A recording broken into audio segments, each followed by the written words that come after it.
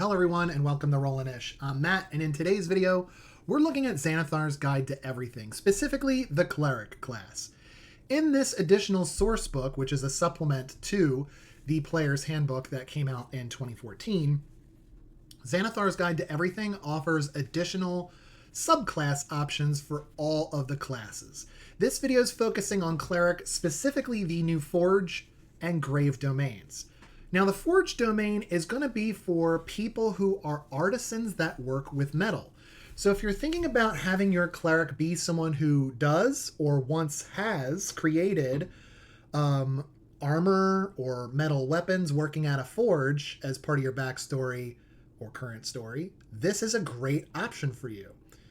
Followers of these gods that value those who work with metal are going to be people who take pride in their work. And what good blacksmith doesn't take pride in their work?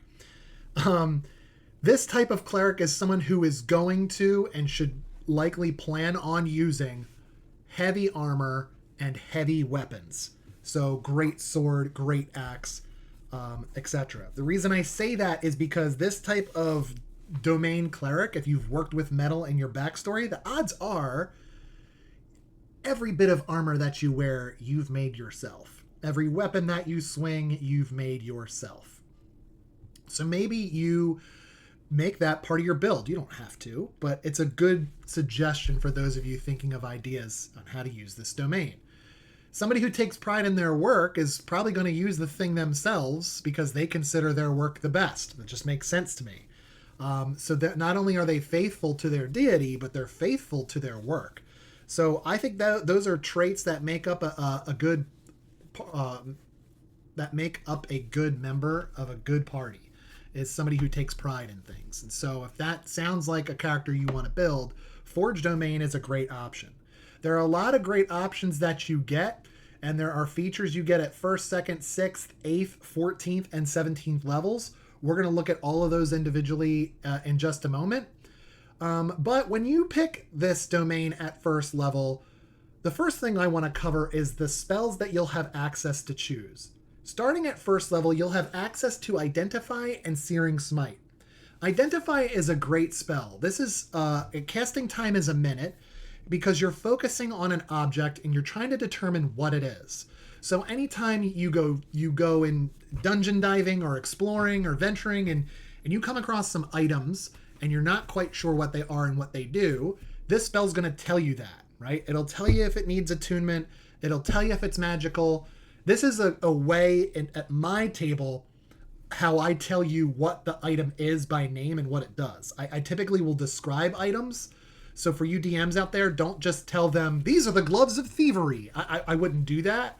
I would just describe what the gloves look like and then make them use an Arcana check if they don't have anybody in the party that has access to the Identify spell, or you leave it up to the party member who has the Identify spell. Hey, this is what the gloves look like. If you want to know exactly what these gloves are called and what they do, you're going to need the Identify spell or make an Arcana check. And that's going to kind of trigger the table to interact. I have Identify. Let me look at them. I'll tell you what it does.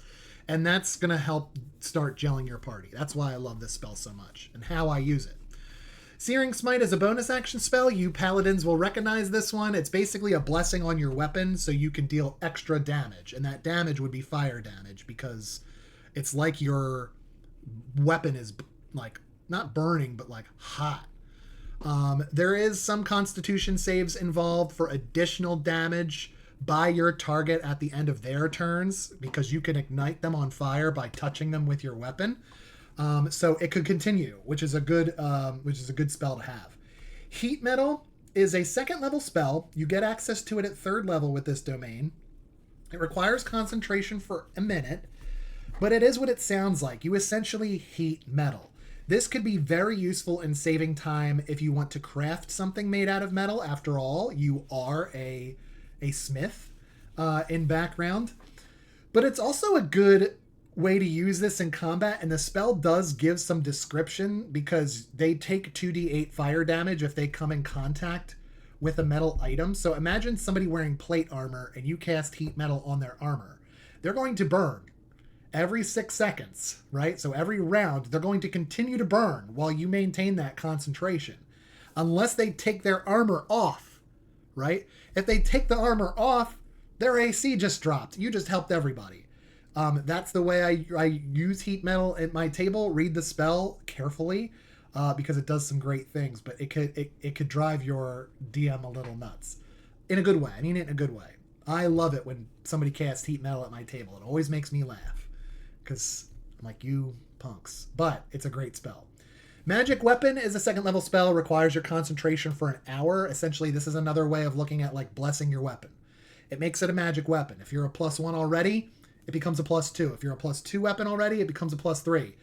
Essentially, it's going to add +1 to your attack and damage rolls with the weapon that you bless. So if it's already magical, great. You just get the number bonus. But it could take that mundane short sword you've got and give it a +1. That'll be cool.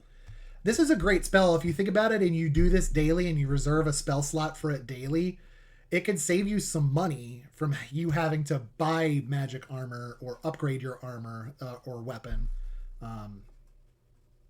I tend to do that at my tables too. So the magic weapon would be a great way to save cash. And now my players are like, that's a great idea. At 5th level, you get Elemental Weapon. You choose an element and they get extra damage. Based on the element you choose. And you can upcast this one to do even more damage. And elemental damage is the elements, like cold damage, fire damage, right? Stuff like that. Lightning damage, thunder damage. Protection from energy is taking one of those elements, acid, cold, fire, lightning, thunder, and a creature that you touch gets resistance for an hour, as long as you maintain the concentration. Fabricate allows you to take something and make it something else. It is transmutation magic. So take a clump of trees that are fallen in the area and it becomes a bridge now, right? Maybe you see a big patch of hay and hemp. Okay, now you just like that, it turns into a rope. So, think about like the way that you would use magic or the way you see some magic portrayed in like things like Harry Potter, turning something into another thing. That's what Fabricate does. Wall of Fire is a very popular damage dealing spell. It's a 4th level spell, concentration for a minute. You essentially create a wall of fire. Up to 60 feet long, 20 feet high, or 20 foot in a diameter to surround something. One side of the wall burns. So let's say you circle something in a 20-foot radius. The inside of the circle burns. The outside of the circle, where you and your party members are, you're unfazed by this wall of fire. And the damage is 5d8, this is good for fire damage, okay? And then 9th level, you get access to animate objects. There's a table in this spell that tells you, based on the size, how many objects are there, how much damage does each of those objects deal, and how much can they take. So smaller objects, you can have more of them, or you can have one big object. So follow the table, it's broken down in that spell. Creation is a way to essentially pull energy from the Shadow Realm and create a non-living object of vegetable matter within range. Soft goods, rope, wood, or something similar. You could also use this spell to create mineral objects such as stone, crystal, or metal. So you don't have metal nearby? Fine, create your own metal. Oh, now take that metal and use heat metal. Okay, great. Now start smithing it. Who needs a forge, right? But Creation's a great spell to conjure up some stuff you might not have on you. Also at 1st level, let's take a look at the other features. You get a bonus proficiency. You get proficiency with heavy armor and smith's tools at 1st level. Typically, clerics get access to medium armor.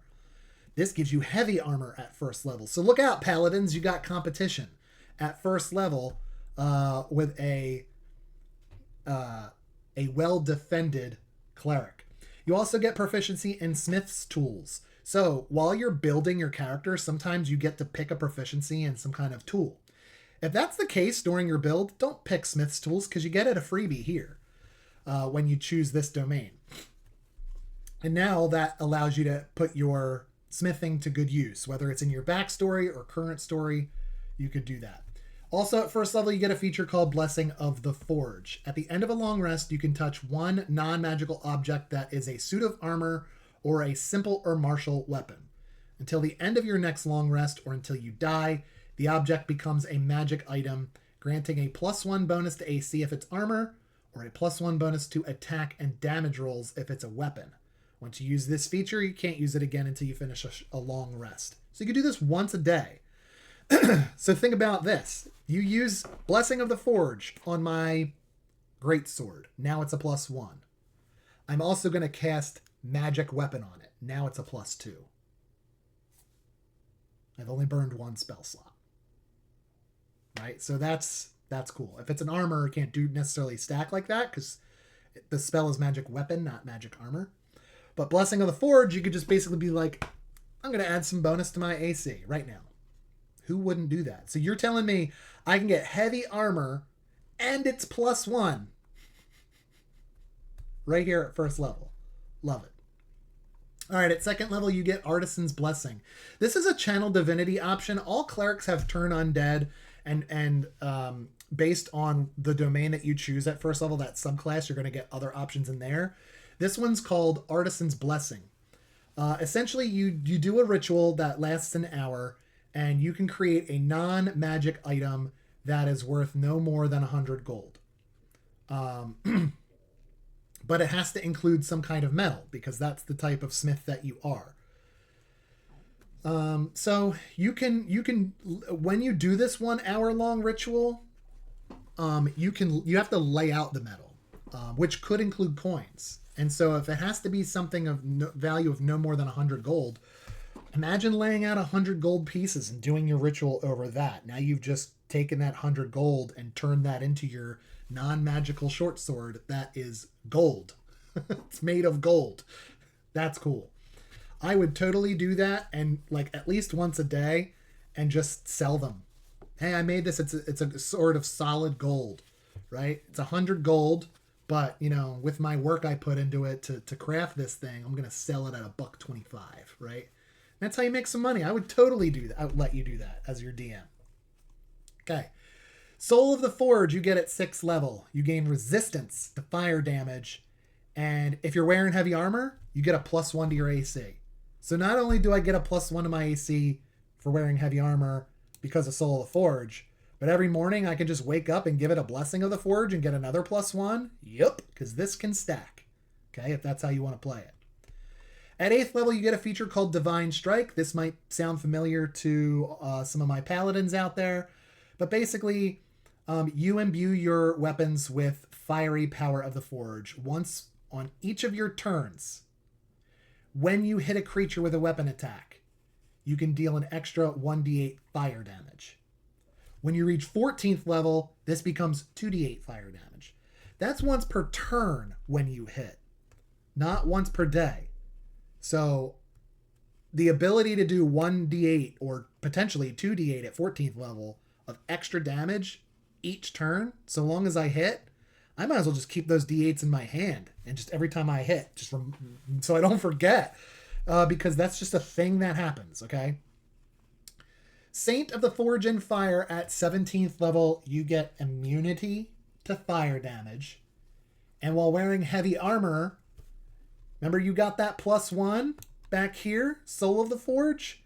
Not only is it +1, you now have resistance to non-magical bludgeoning, piercing, and slashing damage. So you could really play into like, my armor's better. I make better armor than anyone in the world. That's how I would like describe my Soul Forge, my Saint of the Forge. I would just be like, you know what my armor does when I make this armor? That'd be awesome. All right. So for those artisans, you crafters out there who want to play Cleric, this is a great option for you. Consider it.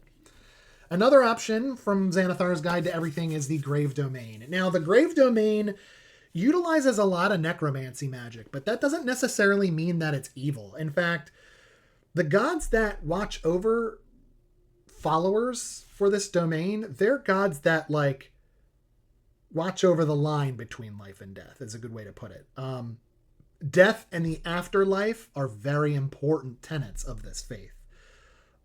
This type of cleric might be consider playing something like you could be a medium, right? Maybe you're a cleric that's a medium, can put wandering spirits to rest. Maybe that's your thing in town. You try and seek out the ghosts. Because all spirits have unfinished business. That's why they linger in D&D, especially in D&D. So try and determine what that is. Maybe somebody stole, grandma's vase and she's pissed. Where was the last time that vase was seen? Oh, it was stolen by a neighbor? All right, you get the vase back and you put it in a house, the ghost disappears, right? That's how us DMs do that, because they have a feature called Unfinished Business. Maybe that is your thing. Every town that you go to, you're a medium and you can do something like this. Work it into your downtime. This is going to be a domain for people who want to destroy undead. So for those who have a turn undead feature, this is going to be for you. And really play into the destroy undead feature when you gain that, because you're somebody that's like, yo, zombies are unnatural and we need to put them down. Maybe that you're a zombie hunter. Maybe you're just somebody that is compassionate, right? You want to ease the suffering of those that are dying, mortal wounds at combat. You want to hold their hand and help them pass on. Maybe you go into town and you seek out the ill and the frail. You seek out those that need hospice care, because you want to be there for them and hold their hand through it and guide them and lessen their pain as they're ready to move on, right? Like, those are just some ways that you could play this domain. There are some great features that you get in this domain at 1st, 2nd, 6th, 8th, and 17th levels. You get access to some pretty cool spells. Bane and False Life, in my opinion, these are great round 1 spells in combat. And the reason I say that is often in the first round, you're all trying to find your bearings. Maybe you're not sure what your target can do.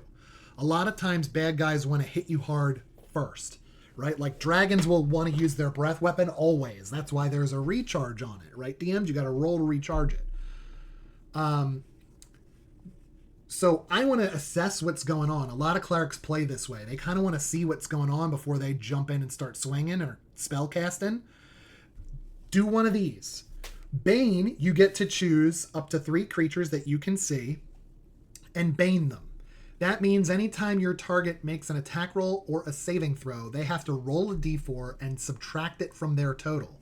You could be turning hits into misses or successes into failures with a bane, right? It doesn't matter what their challenge rating is, right? As long as they fail that charisma saving throw when you cast this spell and you maintain that concentration, they're going to have to deduct a d4 from those attack rolls and saving throws.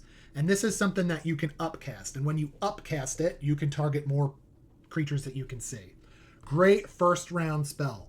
False Life, it's another good one. You assess the situation, you enter the cave, it's a huge dragon. False Life. Give yourself the temporary hit points because you might need it. 1d4 plus 4 temporary HP. It's almost like drinking a regular potion of healing. Only this time it's temporary HP and provides you a little bit of a shield there.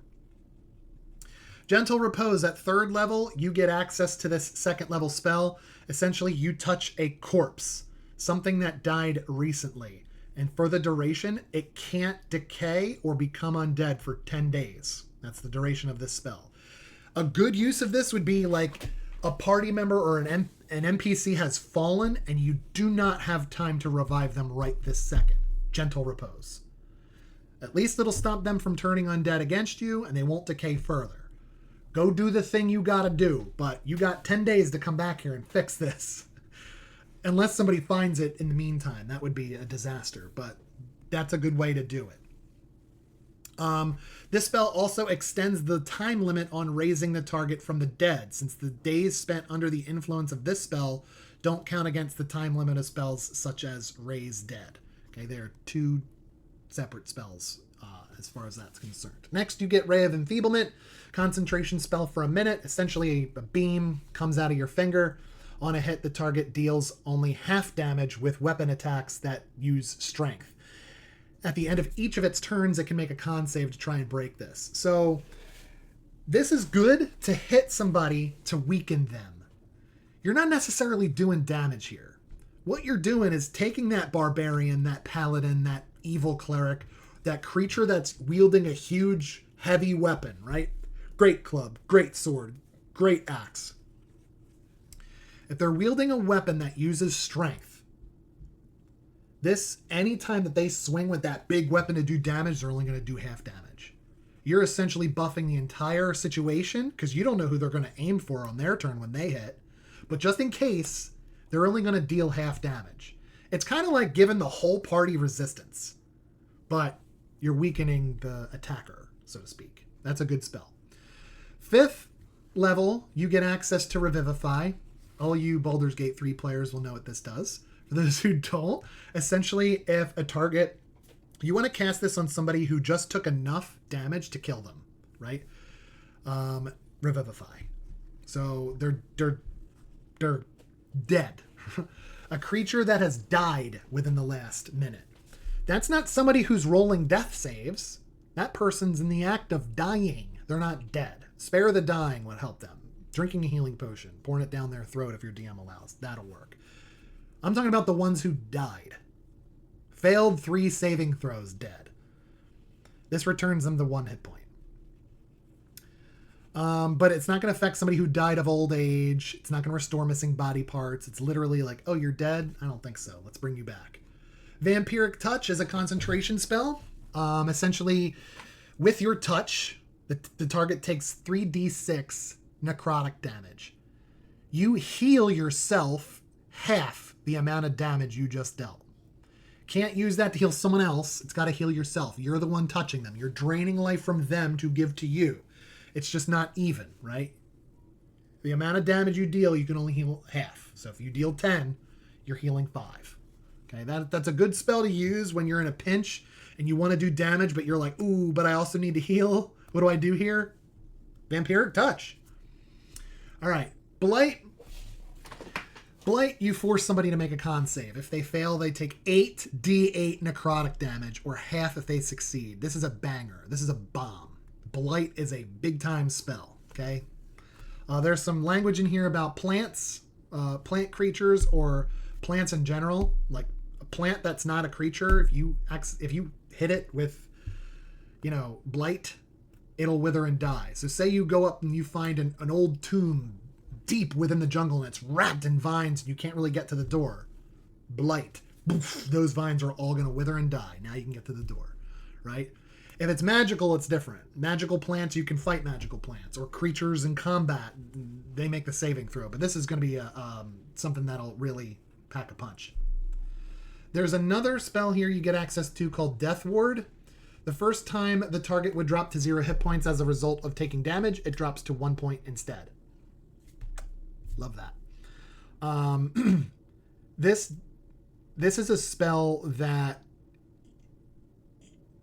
I'm trying not to be mean to our mages, but like if I'm a cleric and we're about to go into combat and it seems serious, I might Death Ward the wizard.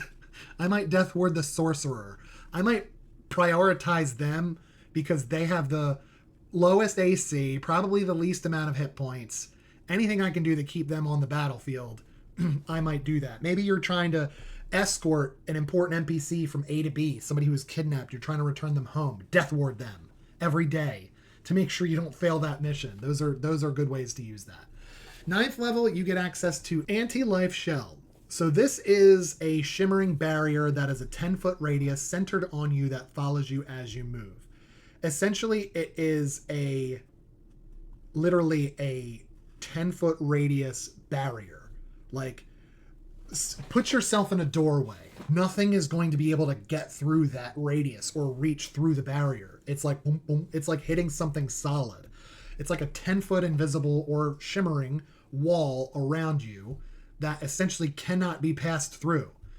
An affected creature, such as yourself, can cast spells through it, can shoot ranged weapons through it. It's meant for keeping people out. They can't hit you with anything. It's impenetrable. They can't reach through it. It's a concentration spell for an hour, so as long as you maintain that concentration, it's like a floating shield. If you move so that an affected creature is forced to pass through the barrier, the spell ends. So like you moving into a creature's space with that 10-foot barrier. You're moving so that you're forcing them through the barrier. It's going to drop your spell. It's literally meant to keep them out. Let them bump into the barrier. Don't walk the barrier to them. Does that make sense? So putting yourself in a doorway or just using it as like a shield for yourself, That's a great way to think about it. All right. First level, you get Circle of Mortality. When you would normally roll 1 or more dice to restore hit points with a spell to a creature at 0 hit points, like Cure Wounds, you instead use the highest number possible for each die. So Cure Wounds is a d8 plus your modifier. So rather than rolling the d8, you just get the 8 points plus your modifier. You're maxing it out. In addition, you get the Spare the Dying cantrip, which doesn't count against the number of cleric cantrips you know, so it's a freebie. For you, it has a range of 30 feet. Usually it's touch, and you can cast it as a bonus action. Typically, it is an action that requires touch. For you, you could be 30 feet away and go, that guy dying over there? You're awake. So that's somebody rolling death saves is stable and no longer needing to make death saves. Doesn't give them any health. It just stops them from actively dying. They are alive at 0 hit points. Eyes of the Grave is another feature that you get at first level. You, as an action, you can open your awareness to magically detect undead. Until the end of your next turn, you know the location of any undead within 60 feet. That isn't behind total cover and that isn't protected from divination magic. This sense doesn't tell you anything about their capabilities or identity. You just know that there is an undead within 60 feet. You can use this feature a number of times equal to your wisdom modifier. So this is another good reason why you as a cleric should focus on wisdom as your highest ability score. You regain all expended uses when you finish a long rest. At second level, you get access to a new channel divinity feature called Path to the Grave. As an action, you choose one creature you can see within 30 feet of you, cursing it until the end of your next turn. The next time you or an ally of yours hits the cursed creature with an attack, the creature has vulnerability to all of that attack's damage, and then the curse ends. So let's say you curse it, and maybe the next person behind you in the initiative order hits it for 12 slashing damage. Maybe it's your barbarian with a great axe, and he gets 12 slashing damage. Vulnerability means the damage is doubled, so it's 24 slashing damage. Then the spell ends. It's just meant to set up the next person who hits this target to have vulnerability to the attack's damage. So, and it doesn't say melee attack, it says with an attack. So if there's a mage behind you prepping fireball,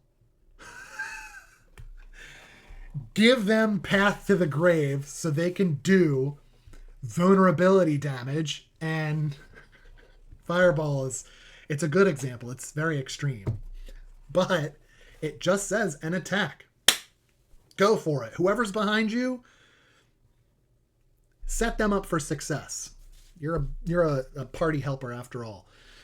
At 6th level, you get Sentinel at Death's Door. As a reaction, when you are a creature you can see within 30 feet of you suffers a critical hit, you can turn that hit into a normal hit.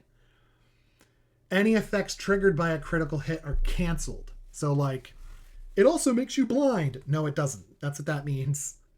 Any effects triggered by the critical, they're going to be canceled out. You're still taking damage, right? Still going to take damage, but it's not critical now. You can use this feature a number of times equal to your wisdom modifier. So again, somebody I can see within 30 feet of me, it could be me or one of my party members, if they suffer a critical, I can turn it into a normal hit, and I can keep doing this to my DM as many times as my wisdom modifier. I want my thing at 20. I want that +5. I want to be able to do this to my DM 5 times. I'm giving my players at my tables too much ammo at this point, because this grave domain is like, it's too good not to do.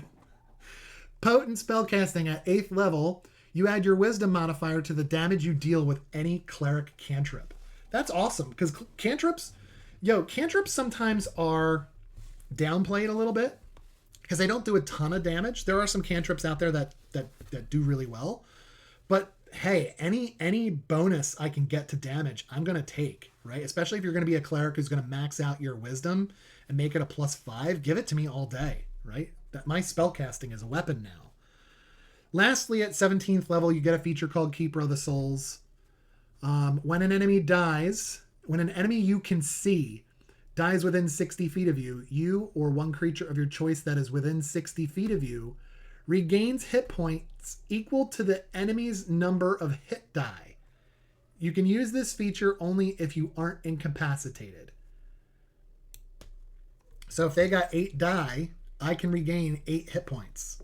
If they've got 12 hit die, I can regain 12 hit points.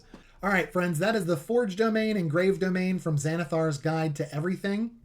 In our next video, we are going to cover the same type of features, but for the Druid class. The Druid class is going to introduce the Circle of Dreams, the Circle of the Shepherd, as 2 new options for you to choose from for your subclass. So that'll be our next video. Until then, keep rolling those dice, and we'll see you at the table.